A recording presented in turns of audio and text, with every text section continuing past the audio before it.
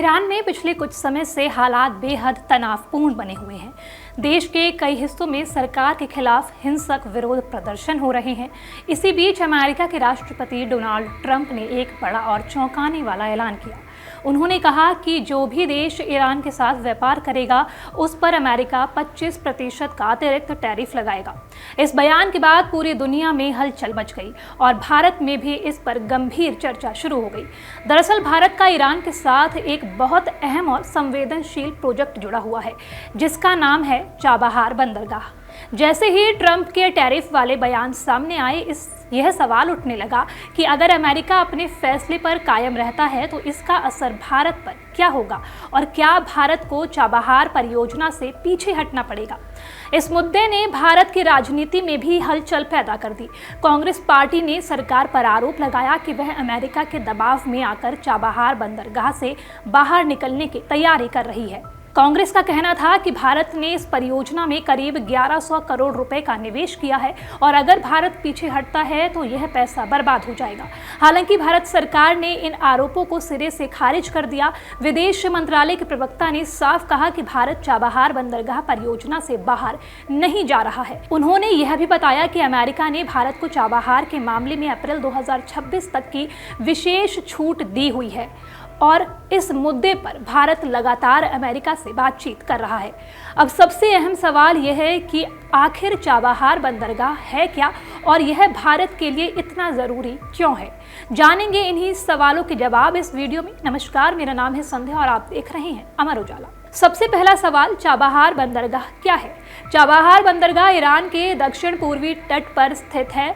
यह ओमान की खाड़ी के करीब बना हुआ है। यह ईरान का पहला ऐसा बंदरगाह है जो गहरे पानी में मौजूद है।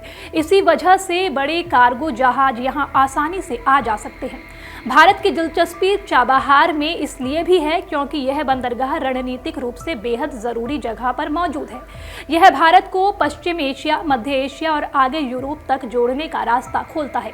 खास बात यह है कि ये रास्ता पाकिस्तान को पूरी तरह बाईपास करता है। भारत और ईरान के बीच चाबहार को लेकर बातचीत की शुरुआत करीब 20 साल पहले हुई थी।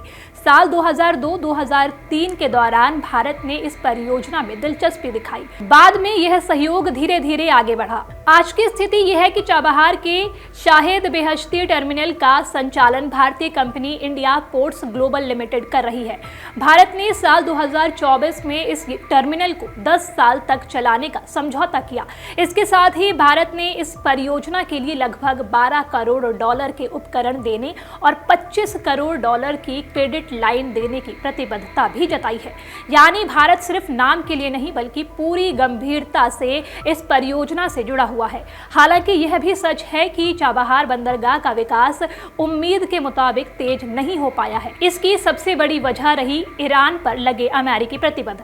जब जब अमेरिका ने ईरान पर सख्त प्रतिबंध लगाए तब इस परियोजना पर काम धीमा पड़ गया। इसके बावजूद भारत ने चाबहार का इस्तेमाल कई अहम मौकों पर किया है। इसी बंदरगाह के जरिए भारत ने अफगानिस्तान को मानवीय सहायता भेजी है, चाहे गेहूं की खेप हो या फिर आपदा के समय राहत सामग्री। चाबहार भारत के लिए एक अहम लॉजिस्टिक हब बनकर उभरा है। अब जानते हैं भारत के लिए इतना अहम क्यों है ये बंदरगाह। भारत के लिए चाबहार की सबसे बड़ी अहमियत इसकी रणनीतिक भूमिका है। पाकिस्तान के साथ तनाव के चलते भारत को अफगानिस्तान और मध्य एशिया तक पहुंचने में हमेशा दिक्कत होती रही है। पाकिस्तान कई बार भारत के लिए ज़मीनी और हवाई रास्ते बंद कर देता है। ऐसे में चाबहार भारत को एक वैकल्पिक और सुरक्षित रास्ता देता है।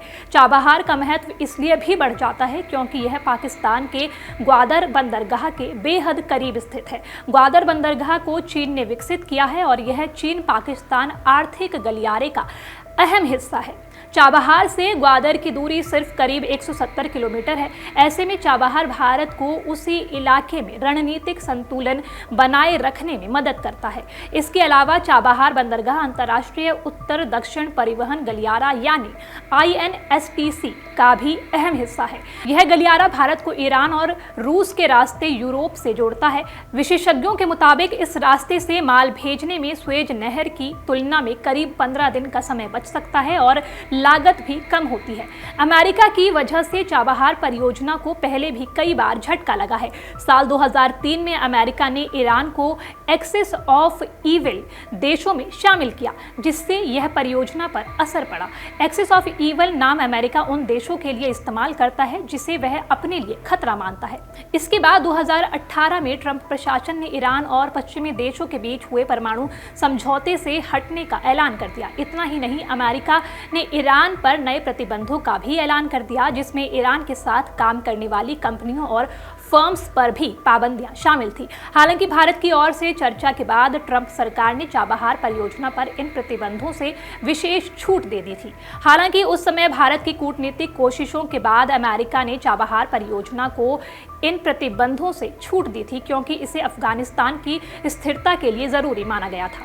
2021 में अफगानिस्तान में तालिबान की वापसी के बाद भी चाबहार परियोजना कुछ समय के लिए अटक गई थी। उस वक्त भारत की अफगानिस्तान तक सीधी पहुंच सीमित हो गई थी, लेकिन 2022 के बाद भारत ने दोबारा राजनयिक प्रयास तेज किए और चाबहार पर काम फिर से आगे बढ़ा।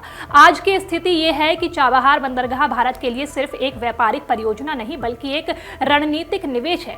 यह भारत को पश्चिम की ओर मजबूती देता है, पाकिस्तान की बाधाओं को कमजोर करता है और चीन पाकिस्तान की बढ़ती मौजूदगी के बीच भारत को संतुलन बनाने का मौका देता है।